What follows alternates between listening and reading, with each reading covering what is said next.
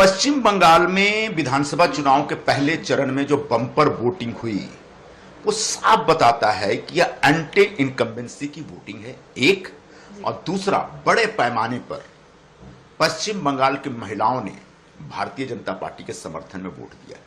यही परसेंटेज है। भारतीय जनता पार्टी के समर्थन में महिलाएं क्यों निकल रही हैं, जो कि ट्रेडिशनली ममता बनर्जी के वोटर रही हैं?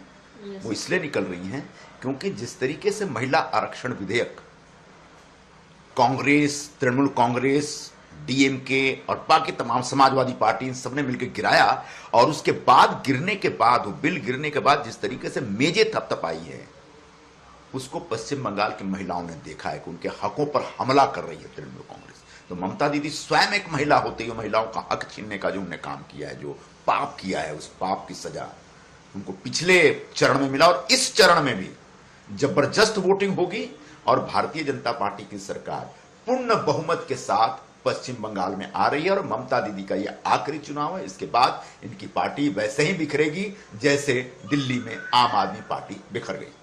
सर, बीजेपी ने अपनी लिस्ट जारी कर दी है, दूसरी तरफ ऑपोजिशन का कोई नाम अब तक सामने नहीं आया है। उद्धव ठाकरे जी का नाम जो है वो चर्चा में है, क्या कहना चाहेंगे? देखिए, महाविकास अघाड़ी की इतनी बड़ी दुर्गति हो गई है कि तीनों पार्टियों में से, चाहे उबाठा हो या राष्ट्रवादी कांग्रेस हो या फिर कांग्रेस हो, तीनों में से कोई भी पार्टी अकेले दम पर अपना एमएलसी चुन के लाने की क्षमता नहीं रखता है, और तीनों मिल करके एक कॉमन उम्मीदवार ढूंढ रहे हैं। मुझे बहुत तरस आता है श्री माननीय उद्धव जी ठाकरे साहब के ऊपर। बाला साहब जी के सुपुत्र हैं। शिवसेना प्रमुख बाला साहब ठाकरे ने शिवसेना को एक ऐसे मकाम पर पहुंचाया था कि वो स्वयं लोगों को एमएलसी बांटते थे। आज हालात ये है कि उद्धव ठाकरे जी ने उनकी पार्टी को इतना खराब कर दिया, इतना खत्म कर दिया है कि उनके पास इतनी क्षमता नहीं है कि अकेले दम पे वो एमएलसी का चुनाव जीत करके आ सके। और अब बाकी अपने सहयोगी दलों के सामने कटोरी लोग लेकर के ऐसे एमएलसी के लिए भीख मांग रहे हैं उद्धव ठाकरे जी। इससे तो बेहतर है उनको उम्मीदवार नहीं बनना चाहिए, उनमें थोड़ी सी भी गैरत है तो।